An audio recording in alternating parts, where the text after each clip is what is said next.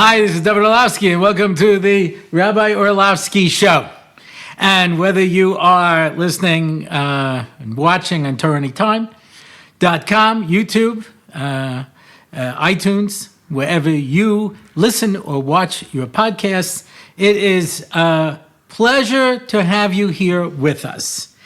And as I mentioned previously, we have begun sponsorships.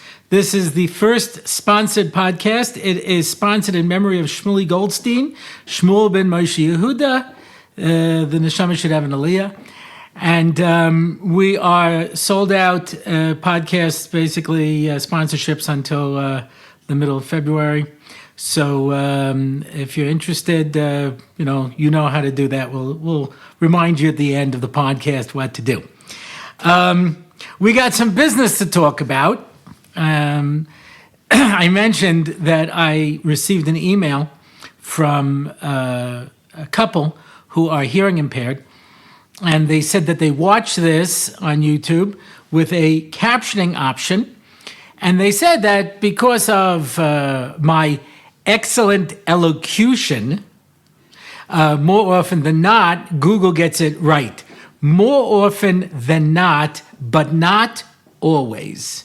And therefore, sometimes it will be inaccurate. Now, unfortunately, because of the nature of my podcast, people may not know whether it's correct or not, because I'm capable of saying almost anything. But for example, instead of the word schus, it wrote checks, C-Z, right? Like people from Czech, yeah. Instead of that's called toldos, it writes that Cole, C-O-L-E, told us. Instead of Emma al Kohanim, it's and more Elia Corninium. And and I know someone might be watching this thinking to themselves, hardly anybody uses Elia Corninium in casual conversation. That Rabbi Orlofsky is really instead of a parsha called Vayidaber, it's called a partial cultivated a bear. I did not say that. So I got another email from somebody who said that they would be interested in helping out. How can you help out the hearing impaired? I'm glad you asked me that question. Yeah, you go to any of the YouTube videos. You click on the three dots. If you take a look on the little screen over there at the bottom, there's three dots. Click Add Translations. You can then edit the captions and fix any mistakes. And our producer, Michael, said he will then get an email confirming it. He will confirm it, but please let him know if you find any really bad ones, because we're collecting these for a future episode. I also just want to mention upcoming events. The Shabbos of February 1st. I'm going to be in the Crown Plaza in Connecticut doing a Shabbos for Kerav Tuni. The ad says it's almost sold out, so if you want to come and join me, you really should act now. And then Sunday night, February 3rd, I'm going to be speaking in New City and in the Kahal of New City. And then I've got a trip coming up the week of February 18th. I have dates available then and the next week. If you're interested in booking Rabbi Orlofsky live, or if you want, I could stay in the back room and we could film it and you could show it on a screen if you don't want me live, and that's fine too. If you really don't want me live, that's going to cost a lot more money. If you really want to take me out. Anyway, so, okay. Well, we have expanded the world of the podcast, as you know. We had a studio audience, and a number of people wrote and actually wanted to be part of the studio audience. I said, write me back. We film actually on Mondays. So write me back and we'll tell you the exact time. And we never heard back from these people. I hope they're all right. But, we in future episodes, I'm sure that soon there will be no room left, even for me. I'll be outside on the Merpeset, and I'll be phoning this in. So as the audience takes over the living room, dining room area of my house. It could be that eventually the podcast will see fit to buy me a larger house so that more people could join.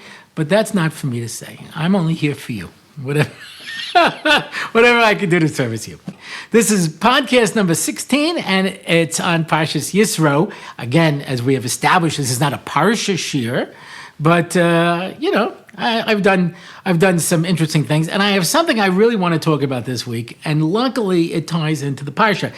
We pre-recorded last week's 2 weeks in advance in order to get the Australians in, to be able to sing their song and tie it into Parsha Shiva. That was just absolutely brilliant on my part. Thank you very much. And but I have something I've been wanting to talk about for a month.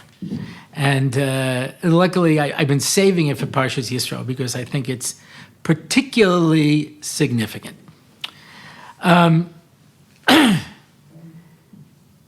We left Mitzrayim, and Rashi says, "V'gam tzedel asulehem." We didn't take any provisions with us. We didn't take any food. It was complete trust in HaKadosh Baruch Hu. Yeah, and he brings the pasuk. Kama Hashem zacharti la chesed neurayich ahavas klula sahayich. The love of a kala. Lech tech acharai b'midbar v'eretz lo zarua. Australia, eat your heart out. Anyway, you followed me like a kala out into the desert with that complete faith that only a kala could possibly have, that she trusts this nitwit, that he's going to take care of her for the rest of his life. Baruch Hashem, as a father and a grandfather. So, we've all gone through this, Well, Yankee says. How old is Yankee? You know what I mean? What in the heck does Yankee know? Yeah, but Akala has that tremendous faith. Akala has that tremendous bitachon that she trusts. She trusts. That's how we follow the Kadosh Baruch Hu. We went, men, women, and children, pregnant and nursing women. Everybody marched out into the desert without any food. Open parentheses. They had the leftover matzah lasted them a month. Yeah? So, but Rashi says clearly, the matzah that they took out, the dough that they took out to bake into matzahs, clearly was not for food. They ate it, but that wasn't the purpose of it. That's really for another shir. The role of the dough that they took out of Mitzrayim and that they baked and that they ran out of Mitzrayim is a fascinating insight. I often bring this as a question to illustrate the fact that we really have no idea what we're doing. We put so much emphasis on the performance of the mitzvah of matzah without really understanding really what matzah is all about. But we'll save that for another one. Here's an interesting thing. I'm just want you to know, I live in Eretz Yisrael, in case you haven't picked that up yet. And we have only one day Yontif, which is basically the reason I moved here. Yeah. When I moved here, we originally were coming for 3 years, and we had a 3-day Rosh Hashanah, which meant that for B'nai Chutz La'aretz, it's a 3-day Sukkot and a 3-day Shmini Atzeres. And I said to move to Israel means leaving behind family, culture, country. Have to leave everything behind. And the economic situation is difficulty, crime, terrorism. Or I could have another 3-day Yontif. It was a no-brainer. And I have no question that 3-day Yontif was created by the Chazal in order to encourage Aliyah. There's no question about it. But anyway, so there is an outside possibility we'll be making a second Seder here. And for somebody who's from Chutz La'aretz. By the way, it's a fascinating thing, when us Israelis go to America, we're not allowed to make our own minyan, right? When I was a scholar in residence at a Pesach hotel, and I'm available, when I went one time, so Shmini Shel Pesach, for us is Chol. I had to go upstairs to my room, put on my tefillin, daven Chol, then come back down and, sit through Yontif Dika davening, Shmini Shel Pesach. But we can't make our own minyan because, and this becomes particularly problematic on a year like this and last year, because Shmini Shel Pesach for us Israelis is regular Shabbos. So we have to lane the parsha. You're laning a Yontif Tika one. I say you. I know there are people in Eretz Yisrael listening too. B'nai Chutz La'aretz are laning for Shmini Shel Pesach. We have to lane a regular parsha. And if we can't make our own minyan, it's a little tricky how we do that. But the general rule is that you can't make your own minyan because Lo Sisgodadu can't break up into different groups. But if you ever come to Eretz Yisrael, you can find second-day minyanim all over the place. Nobody seems to care. How come when we go to America, we can't make a second-day minyan, but when they come here, B'nai Chutz La'aretz come here, they make lots of minyanim. So someone asked me this question once, and I said, I think the answer is obvious, and that is, Lo Sisgodadu is that it creates sinna if you break down into different groups. But, you know, if you're keeping Yontif, and a bunch of Israelis are there keeping chol, that'll make you upset. But when you come here and you keep second day Yontif, it fills us with such a sense of pleasure, such glee, watching you going around, you know, dressed all in Shabbos clothes on Shmini Shel Pesach while we're eating our pitas, you know, and shwama and anyway, but be that as it may, why am I talking about this? I'm talking about this course of Pesach, matzahs. Yeah, anyway. But the point is that we followed off with complete Amunah. We come to Har Sinai and we get the Torah. There are literally hundreds of Chazal. The Yoris Devash was collate them. Literally hundreds of Chazal that compare Matan Torah to a wedding, to a marriage. We married HaKadosh Baruch Hu, Kaviyachal. Yeah? You know the famous Kafalem Har Kigigas, he held the mountain over their head. There's a different medrash that says he held the mountain over their head like a chuppah. Like a chuppah. Someone asked me, how could you have two chazal that are so different? One, it's threatening to kill you, and the other one, it's a marriage. I said, I can tell you're single. Anyway, well, you'd understand that the two are the same, because you don't get married. What did you have to hold the mountain over their head for? They already said Nasav and Ishma. They already accepted the Torah. Now, you have to know that when the going gets tough, you know, you can't suddenly back out. Yeah, you don't get married, you know, for 5 years with a renewable option.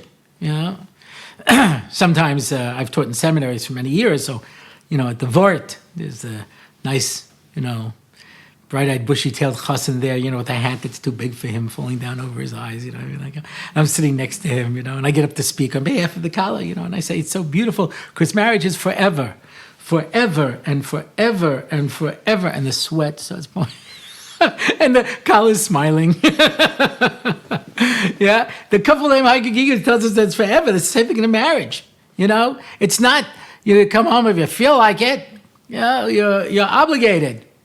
An obligation. Yeah. Jackie Mason once said, every husband has to learn this. You know, you have to call. You have to call. You have to call. Forgot to call. You have to call. You know, he said, you can see a Jew walking down the street. Is there a phone here? Anyone see a phone? Yeah, I'm about to cross the street. I'll call you when I get to the other side. Yeah, there's a sense because, you know, men don't always have that sense of responsibility that comes with it. That's why it's so much easier for men to figure out they want to get married than women, because women, they understand this is a very long commitment. It takes guys a while to figure that out. It's not an immediate observation. So it's interesting, by the way. I have an entire shir where if we, in Parshas Bo, when we left Mitzrayim, it was going out to be the Kala. And if Parshas Yisro is the marriage, then that means that Parshas B'Shalach is the engagement. And I have a whole share on how that is, what you see from that. I said this over once, and a guy says to me, so the Esamakos is the dating. Yes. Anyway, that's for sure true. But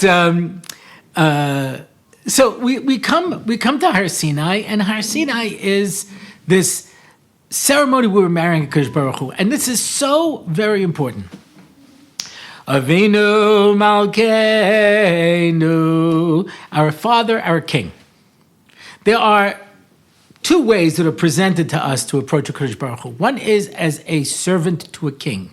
Or as I once heard Rabbi Fishman, the Mashgiach and Teres Moshe say, not a servant, a slave. A servant sounds like I've been hired to work here. We are slaves, avodim, yeah? Like an eved to a master. An eved who has nothing. Yeah, we have no rights. We can't ask anything.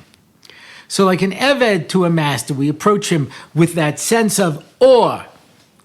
Being an American, it's hard for us to really capture this. The only time I really was able to appreciate it is years ago. I used to go to England. I was in England last May, London and Manchester. But I don't know what it is. I go to England, and everyone tells me that I do very well there, and then no one calls me in the entire country for 3 years. Anyway, so I'm in England, and a number of times I was in these old United synagogues.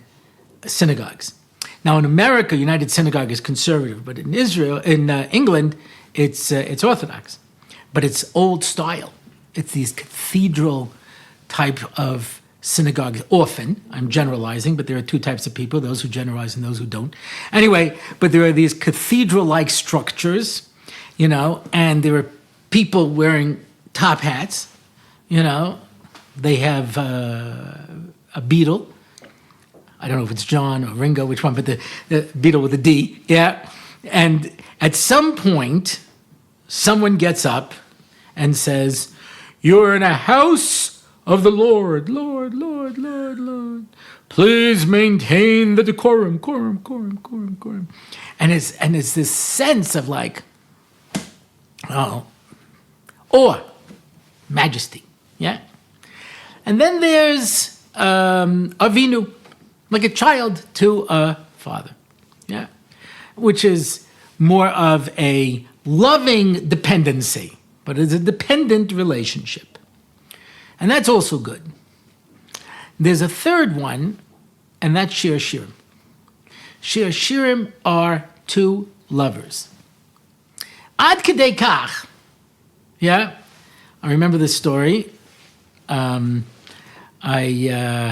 got frum before my bar mitzvah when I was 12, and I was going I switched to an Orthodox synagogue, Young Israel of North Belmore, and I remember it was Chol Moed Pesach, and we were reading Shir Shirim.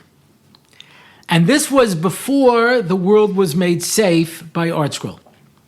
ArtScroll does not translate anything that looks, feltnished, in a sense, it's pasnished, yeah? So Shir Shirim is translated homiletically.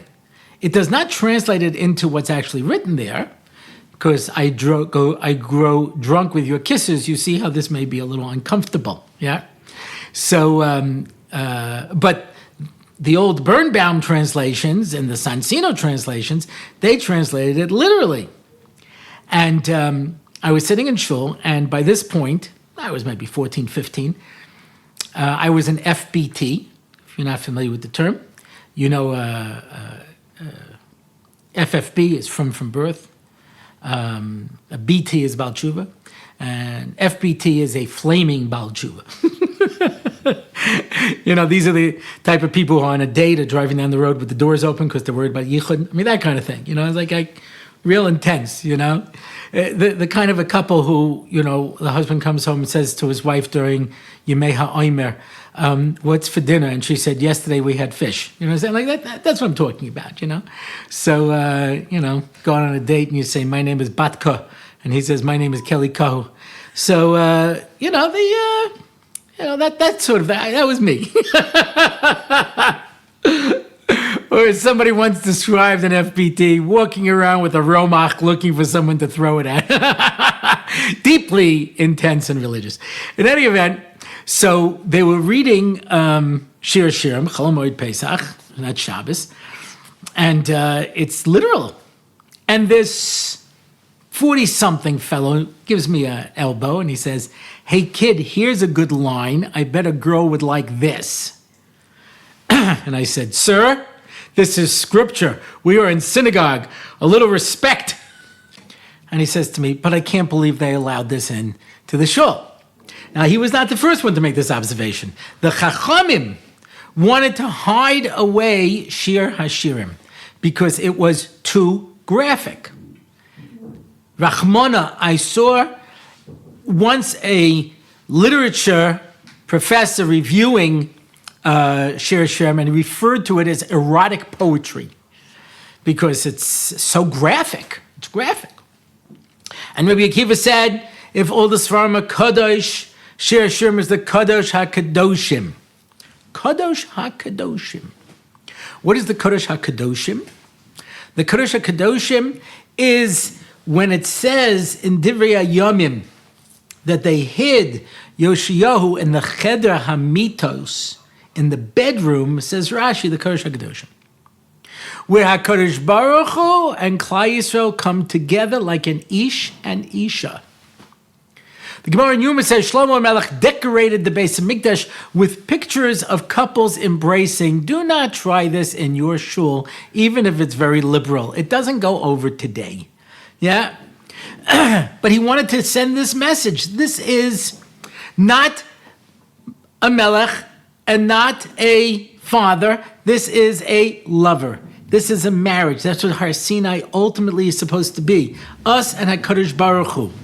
And Rashi says that HaKadosh Baruch Hu comes down to us like the Chassan comes to greet the Kala. There's hundreds of Chazal that make this reference. Because the ultimate relationship between us and HaKadosh Baruch Hu is supposed to be one of marriage. And that's the reason when you think about it. Yeah? That it says that HaKadosh Baruch Hu comes to Bilam at night like a pilegesh. What's a pilegesh? A pilegesh it's like a marriage. It's just there's no commitment. Yeah? Sometimes yes, sometimes no. Yeah? Instead of Vayikra, he wrote Vayikar. So it would sound like sometimes yes, sometimes no. Moshe Rabbeinu at the beginning of Vayikra. And that's the lashon he used with Bilam, Vayikar. Yeah? And that's why a Molek comes Korcha B'derech. Yeah, Loshin Mikra. Hayesh Hashem b'kirbeinu im oyin. Is he here or is he not? That's a Molek. A Molek b'gematria is Suffolk. Make you think, maybe he's here, maybe he's not.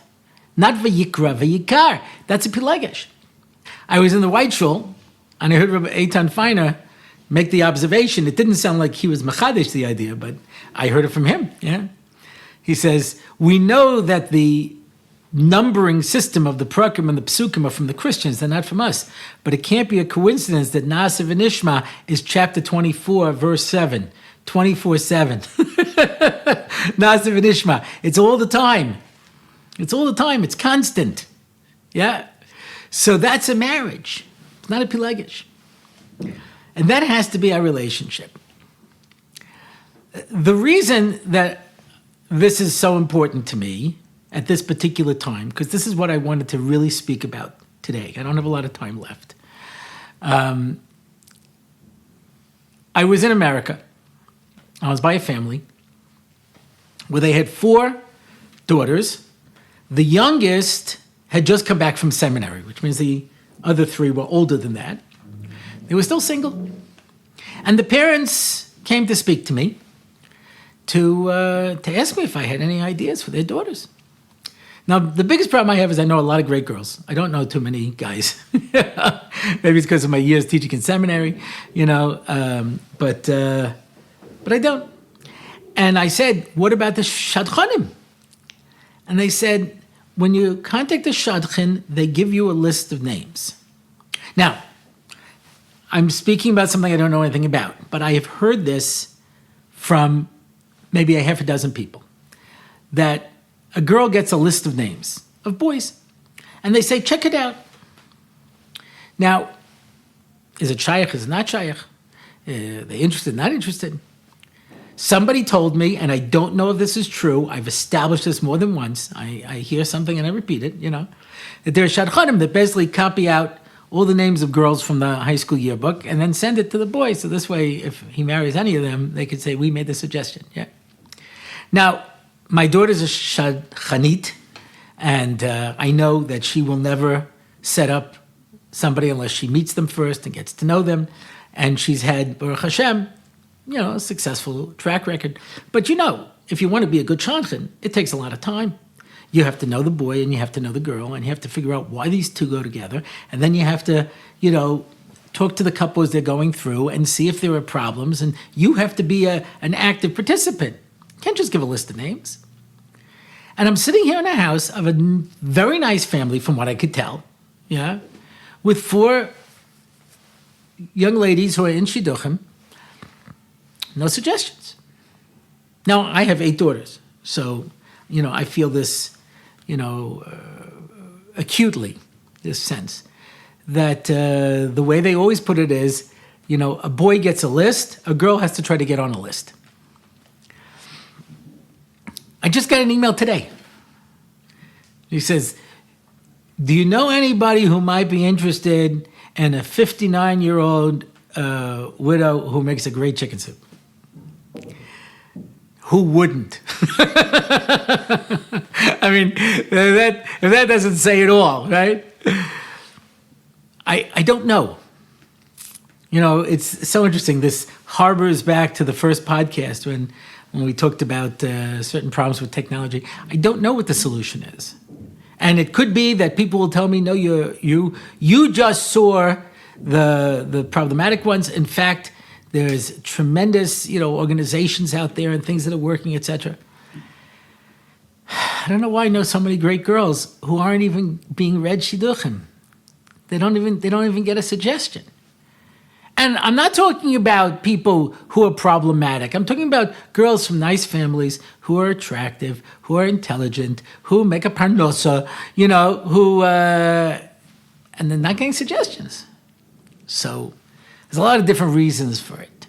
Yeah, a fellow came to meet with me once, and he said, the problem is we are victims of our own success. Because he says, how many people were there in your family? 6. I'm one of 6 boys. So is that unusual? It's very unusual. Everybody talked about the fact, 8, 6. Most people had 2 or 3 kids. 4 maybe. Now you have Kanai families with like 7, 8, 9 kids. I live in Har Nof. If you only have 10 kids, you're going for fertility treatments. There's something wrong. People have Kanai very large families. It's a beautiful blessing. He says because of that, there's a pyramid. He says if you go to 12th grade, there's an equal number of boys and girls. Actually, a few more. It's slightly more boys. And the same thing in 11th grade, only there's more. Same thing in the 12th grade. It goes down. It's a pyramid. He says, but because socially, a 23-year-old wants to marry a 19-year-old, that means there are this many boys for this many girls. And the ones in between get left out. I brought this up at my Shabbos table once, and that's why they said this problem doesn't exist by the Hasidim. By the Hasidim, there's an opposite problem. There's too many boys. Yeah, but I brought this at my Shabbos table once, and I said if people married closer to their age, there was a movement to try to do this. Yeah. So the boy, I had boys, I had Bachar at my table. They said, no, you can't marry somebody your own age. She won't respect you. I said, don't you think that you have enough to be respected as a person? Without having somebody who's older than you? And he rolled his eyes and says, you don't understand. That's true, I don't. There's a lot of things I don't understand. Yeah. But it doesn't make a difference. This is the Metzias. In the good old days, everybody got married. Yeah. The Maharal used to use the money he got for shadchanis to buy his daled minim because he could say that was the only money that really belongs to me. I know for sure I earned that money. Yeah, I'm beating a dead horse. Not right now, but I have one in my backyard. No, I know I'm trotting well-trod land. Yeah, but the people who watch this podcast are people who have a tendency to think outside of the box. Everybody knows somebody, and we have to pull together. We have to think. We have to look at this as a national priority, because if there are people who aren't getting married, if there are people who can't find somebody, it is heartbreaking. Heartbreaking.